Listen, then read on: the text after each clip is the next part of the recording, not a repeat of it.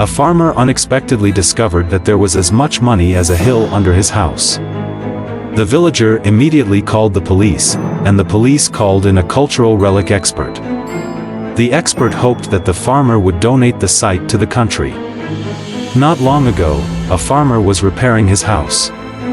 When the farmer was digging the foundation, he found that there were a lot of extremely hard stones in the foundation. At first, the farmer didn't pay attention to these and threw these hard, stone-looking things aside. But as farmers dig deeper and deeper, there are more and more of these hard stones, which attracts farmers' attention. The farmer picked up these stone-looking objects and observed them for himself, and discovered that they were ancient coins.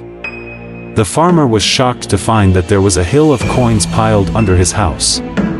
They were all ancient coins and were of great value.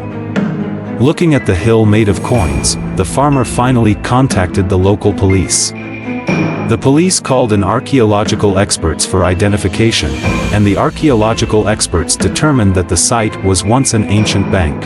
According to the law, all cultural relics excavated from the ground belong to the state, but the farmer said that when he called the police, he was mentally prepared to hand over the treasure to the state.